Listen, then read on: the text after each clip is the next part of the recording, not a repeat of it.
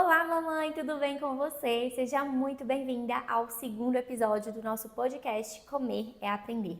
Um podcast que foi criado para que a gente converse sobre alimentação infantil, sobre dificuldades alimentares na infância, seletividade alimentar e como mudar hábitos da criança e automaticamente da família também. Eu sou Isabela Caseiro, sou mãe da Sofia, de 8 anos, sou nutricionista infantil, trabalho com crianças aqui no consultório com dificuldades alimentares e também já fui uma criança que era seletiva, mas que venceu as dificuldades alimentares. E no episódio de hoje eu trouxe um tema que é muito frequente aqui no consultório, que as mães trazem isso como sendo de fato uma dificuldade real e que eu sinto que é muito importante a gente conversar sobre esse tema, porque quando as mães me trazem essa dificuldade, eu percebo que elas acham que só com elas acontece isso, ou que acham que a criança tem alguma dificuldade além da seletividade, ou acreditam que não entendem o porquê de acontecer essa mudança na alimentação da criança. Que é aquele famoso, a criança ela come o mesmo alimento sempre e depois ela para de comer. Por que que isso acontece? Então é isso que a gente vai conversar um pouquinho hoje. E eu queria contextualizar vocês como que acontece esses episódios. Então, você que é mãe de uma criança que está com dificuldade alimentar, ou que você percebe que tem algo de diferente na alimentação dela, já deve ter percebido que o seu filho pode ter um padrão de comer sempre os mesmos alimentos. Então, vou dar um exemplo. Come sempre a batata frita de uma determinada marca, ou come sempre o arroz preparado de uma forma com um determinado tempero, o suco, aquele biscoito preferido daquela criança tem que ser sempre da mesma marca muitas vezes. Não pode nem variar a marca, senão essa criança não come, certo? E essa criança ela come só aquele alimento, certo? E um detalhe, né? A criança ela come só aquele alimento e muitas vezes não é só o industrializado, ultraprocessado. Pode ser fruta, pode ser qualquer alimento que você percebe assim, meu filho come só banana, só maçã. E comeu até cansar e depois um dia parou de comer. E aí já não quis mais. Quem nunca passou por isso, não é mesmo? Esse fato é muito frequente aqui no consultório e é muito comum em crianças com algum tipo de dificuldade alimentar. Por quê? A criança ela tem uma preferência pela segurança alimentar. Então ela busca pelo alimento para trazer aquela segurança. Só que acontece alguma coisa nesse caminho que faça com que ela enjoe desse alimento de alguma forma e pare de comê-lo. E trazendo aqui para vocês o termo mais técnico, inclusive eu estou fazendo uma formação que a gente fala sobre essa questão, sobre essa característica específica da alimentação de crianças com alguma dificuldade alimentar. Então, achei muito legal trazer o termo técnico aqui para vocês. Essa forma que a criança tem, esse comportamento da criança, é conhecido como burnout alimentar. E o que seria esse burnout alimentar? Então, é esse episódio que eu estou dizendo para vocês. A criança, esse burnout, ele acontece quando a criança, ela come repetidamente aquele alimento, até que um dia o cérebro dela se esgota daquele estímulo, se esgota daquele alimento e ela para de comer. Então, esse é o termo mais técnico para aquela queixa muito frequente das mães. Nossa, meu filho enjoou. É o burnout alimentar. E isso acontece porque a criança, quando ela começa a comer sempre o mesmo alimento, tem sempre o mesmo estímulo, ou seja, é uma repetição muito intensa daquele sabor, daquela textura, daquele alimento, daquela forma de preparo, que a criança, ela gosta sim da previsibilidade. Só que aquilo passa a ser tão previsível e o estímulo é sempre o mesmo, que chega um ponto que ela entra num estado que a gente chama de saturação sensorial, ou seja, ela se enjoa mesmo daquele alimento que você ofereceu para ela tantas e tantas vezes e que ela aceitava. Então, o cérebro dela cansa daquele estímulo e ele simplesmente se esgota, tá? Isso que seria a saturação sensorial relacionada ao alimento, certo? E o que acontece? Por que isso acontece? Porque o cérebro humano, tá? E o da criança também, ele precisa de estímulos diferentes. Porque se ele tem sempre o mesmo estímulo, ele perde o interesse e automaticamente a criança ela deixa de comer quando a gente fala sobre alimentação. Então, burnout alimentar nada mais é do que aquele alimento que é sempre consumido repetidamente. A criança se cansa daquele sabor, de fato ela enjoa, porque aquele cérebro dela já recebeu aquele estímulo centenas de vezes e ele perdeu o interesse por aquele alimento. Então, aquela história de você, ai, mas enjoou, isso é de fato realidade. E eu queria te explicar por que que isso vai acontecendo, qual que é o mecanismo por trás para você começar a entender qual o caminho a gente precisa seguir para mudar essa realidade na alimentação do seu filho. Então, é aqui que vai entrar um pouco da neurociência infantil, um pouco do comportamento da criança, que eu deixo aqui no meu roteirinho, que eu vou trazer aqui para vocês o que eu montei aqui. Então, a criança, principalmente as crianças com dificuldades alimentares, por quê? Vocês já ouviram aquela frase que criança precisa de rotina, não é mesmo?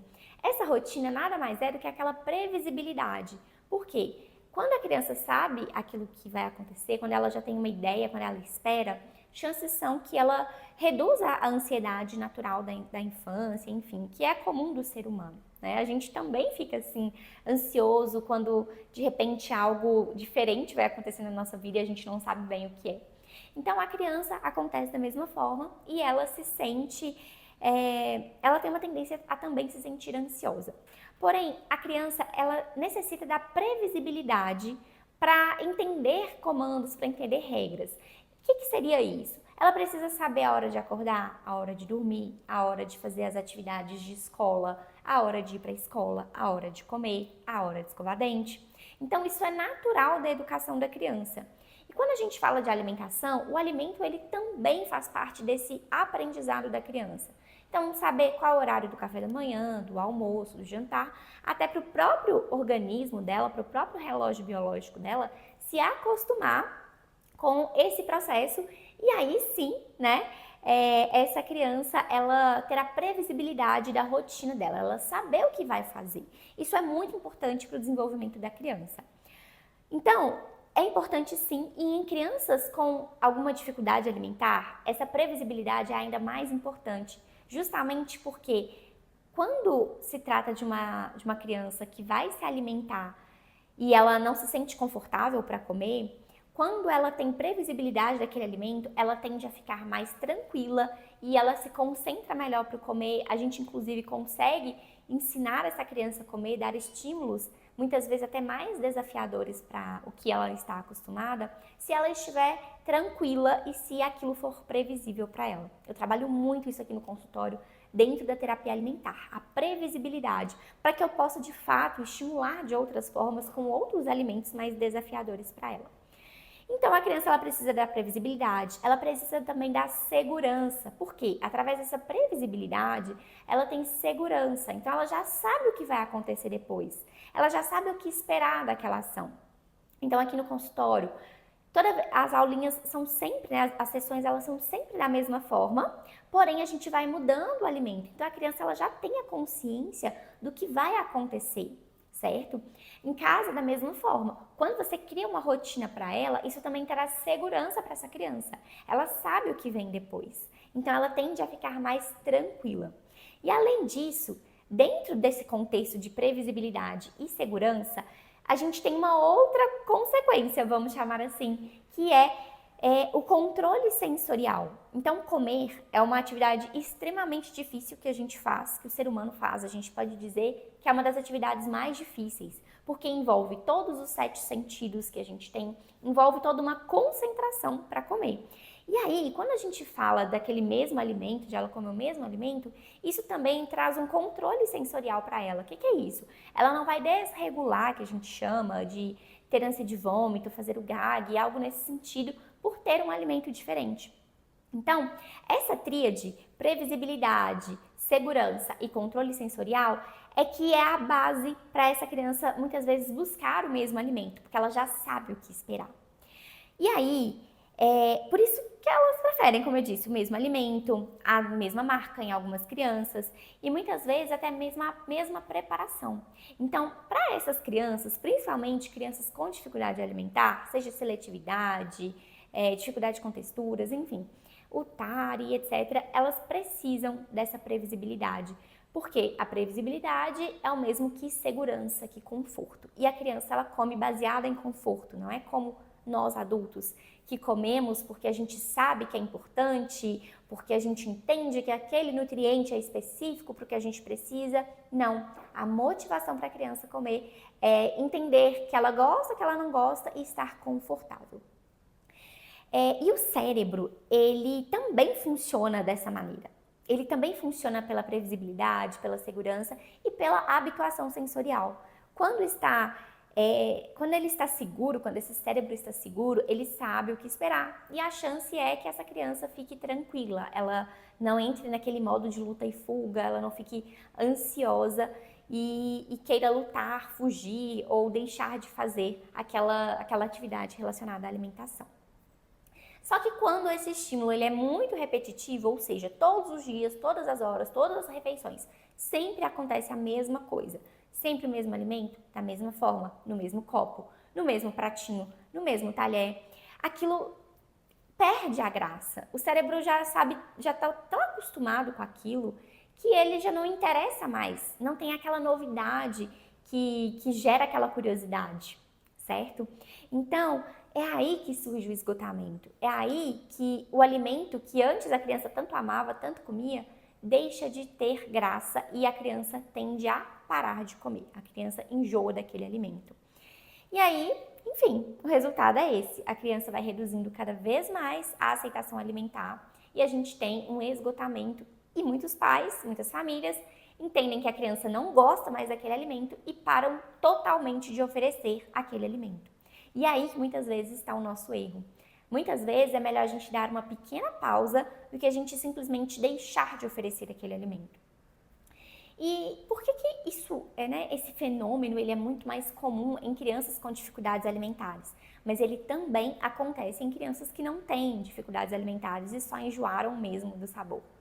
Justamente porque é muito previsível, então o repertório alimentar da criança acaba não tendo variabilidade, ela não tem outros estímulos, então esse cérebro se esgota mais depressa daquela oferta alimentar.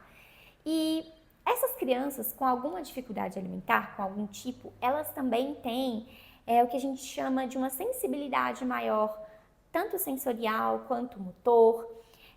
Muitas delas têm histórico de experiências negativas com o alimento e, além disso, essas crianças elas buscam muitas vezes reduzir o estímulo a novidades, a novos alimentos, a experimentar coisas novas. E acredito que você já deve ter reparado aí com seu filho, na sua casa, que quando você vai apresentar um alimento novo, por mais que você acredite que ele goste, a tendência é que ele nem queira experimentar. E aí a gente usa aquela frase, mas você nem experimentou, não tem como você saber que não gostou, porque geralmente a criança ela traz pra gente que eu não conheço, eu não gosto. Justamente por isso, porque ela não conhece. E se é uma criança com medo de experimentar, ela tende a recusar. E por isso tudo, por todas essas causas, a criança ela acaba, de fato, deixando de comer. E a gente acaba sem querer trazendo para a criança esses ciclos alimentares mais restritos, certo? Um cardápio menor, uma aceitação de alimentos muito menor do que ela teria se a gente talvez tentasse expandir um pouco mais esse cardápio. E aí, por exemplo, vou trazer um exemplo aqui para ficar mais claro para vocês. Então, a criança ela aceita um alimento, vamos colocar aqui que é banana. Então, ela só aceita banana como fruta. E aí, como ela entende que banana é fruta e você fala muito que essa criança, pro seu filho, tem que comer fruta, banana é importante, ela começa a associar fruta a somente banana e quer comer sempre só aquela banana. Banana de manhã, banana de tarde, banana no lanche da escola, banana o tempo inteiro. Por quê? Você disse que ela tem que comer fruta. Então, já que ela gosta de banana, vai só comer banana. E muitas vezes ela está se sentindo super atraída por aquele alimento. E ela, de fato, só quer aquele estímulo. Sabe quando você experimenta um alimento muito gostoso e que você quer só comer aquele alimento? Um chocolate diferente que você come, um prato novo que você experimenta e de fato gosta de tudo que está ali naquele prato e você quer mais daquele prato? A lógica para a criança com o comer o mesmo alimento é a mesma. Então, ela começa a comer, repetindo diariamente em várias refeições ao dia. Logo, ocorre essa saturação sensorial e ela perde a graça. Aquele estímulo não tem mais tanto interesse quanto tinha antes, aquele sabor não tem mais interesse, não é mais tão saboroso, não é mais tão interessante quanto antes. E aí, ela acaba abandonando esse alimento e nós, como adultos, entendemos que ela não gosta mais daquele alimento e, de fato, retiramos todo aquele alimento da rotina alimentar dela. E aí, começa esse ciclo. Ela volta para preferir um outro alimento e ela come só aquele alimento até saturar. Deixa de comer e vai para outro. E a gente fica num eterno looping se a gente não corrigir essa rota. E aí que está o nosso erro. Um dos erros que a gente comete é, como eu disse, a gente entende que a criança não gosta mais daquele alimento, então ela não gosta mais de banana, como foi o exemplo que eu usei aqui. E por ela não gostar mais de banana, então não vou oferecer banana, não vou comprar banana para o meu filho, já que ele não está comendo. E esse é um grande erro, porque quando a gente deixa de apresentar, aquele alimento é esquecido. Sabe aquela frase? O que não é visto não é lembrado? Isso funciona com os alimentos também. Então, se eu deixo de oferecer para o meu filho logo vai esquecer como é o formato da banana, muitas vezes, o sabor. Pode até lembrar, saber o que é uma banana, por ser uma fruta muito fácil de reconhecer, porque ela é muito presente aqui na nossa cultura. Mas ele vai deixando de comer até que se cai no esquecimento do sabor, de textura. E nem sempre retornar, depois de muitos anos, muito tempo, sem estar exposto a esse alimento, a criança ela volta a aceitar. Existe um intervalo ideal aí, certo? De uma pequena pausa para esse cérebro ele não saturar. Mas um erro muito frequente é a gente deixar de oferecer e aí a gente ter uma consequência muito maior depois. Além disso, é muito importante que nós, como criadores, a gente não pressione a criança, porque quando ela deixa de comer, a nossa primeira tendência é o quê? Pressionar. Não, mas você não pode deixar de comer essa banana, é a única fruta que você come. Como assim? E aí que entra, a gente não deve pressionar, a gente deve buscar outras frutas que se relacionem com a banana, que talvez sejam parecidas, ou até mesmo perguntar para o seu filho qual alimento ele se interessa. Insistir excessivamente também é muito frequente e não é o ideal. Obrigar a continuar comendo aquele alimento também não é nem um pouco interessante. Ou retirar abruptamente também. Então, enjoei, não quero mais, não te dou mais. Ele não faz mais parte da lista de compras dessa casa. Isso também é muito radical e não estimula a voltar a aceitar esse alimento. Além disso, a gente pode...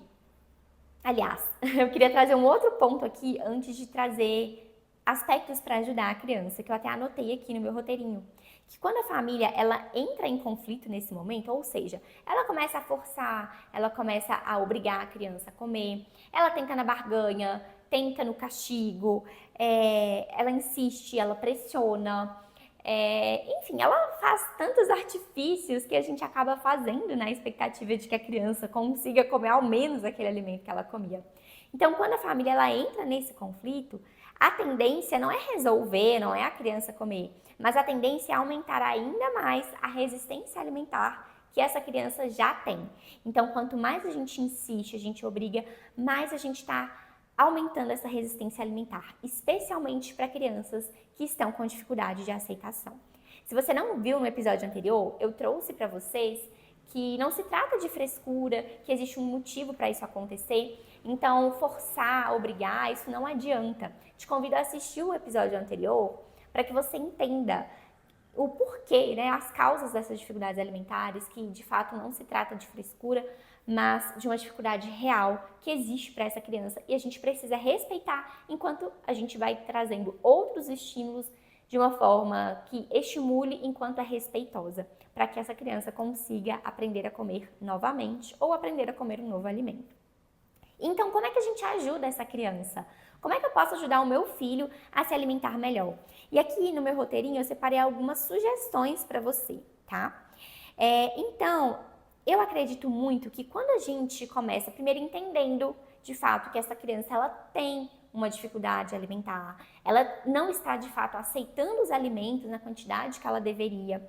Isso é muito importante que a gente entenda, tá? Então, o primeiro ponto é o diagnóstico. Não, meu filho de fato não está aceitando alimentos como eu gostaria. Preciso resolver. E aí, depois que a gente entende isso, a gente começa o quê? A buscar ajuda.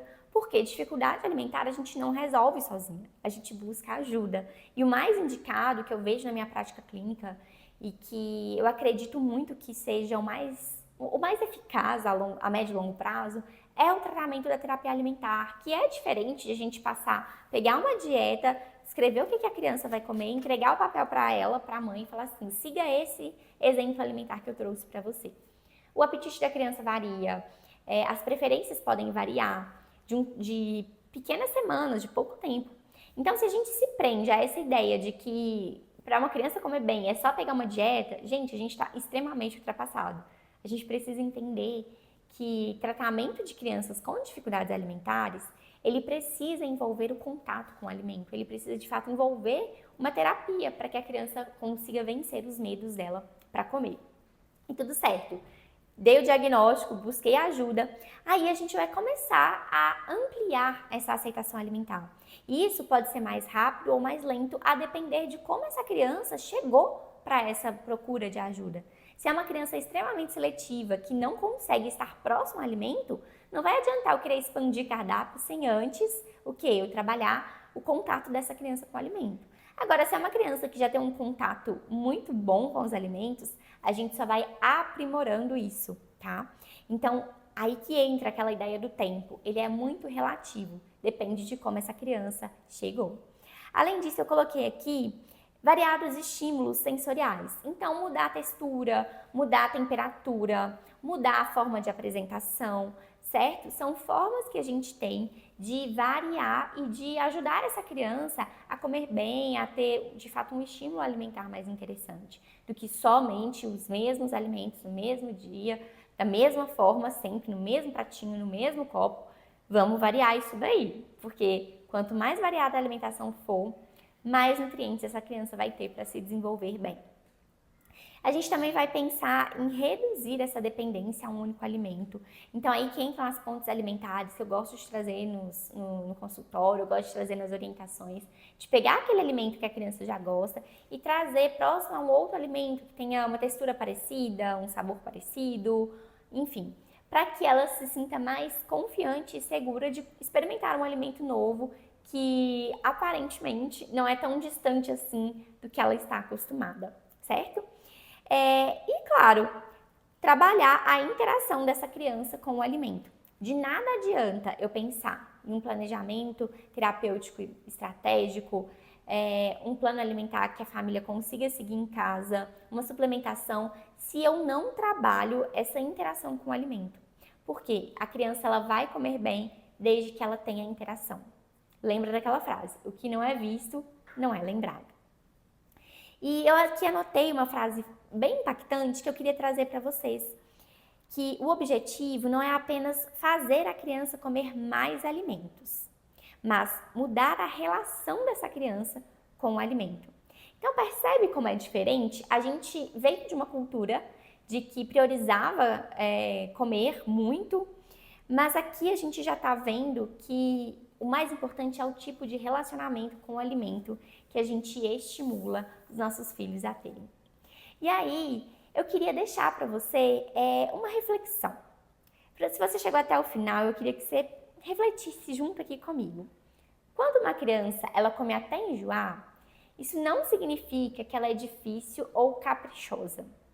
Muitas vezes é o cérebro dela que está tentando te dizer que isso é um excesso de mesmo estímulo, de previsibilidade e que ele precisa de novos estímulos. Ou seja, comer bem não é apenas ingerir alimentos, é consumir uma relação saudável com esses alimentos. E se você ficou até aqui, até o final, eu queria que você deixasse uma palavra para mim aqui embaixo nos comentários, para eu saber que você chegou até o final. Eu tô vendo aqui no meu roteirinho, eu acho que a gente pode colocar aqui caprichosa, sendo a palavra final. Eu vou entender que você chegou até o final desse vídeo e que fez sentido para você esse conteúdo. E além disso, queria convidar você para, se você está percebendo que seu filho está comendo dessa forma, que está nesse padrão do burnout alimentar que eu trouxe nesse episódio, você envie para a gente aqui uma mensagem para que a gente possa te ajudar a começar a melhorar a alimentação do seu filho, a mudar essa realidade aí na sua casa.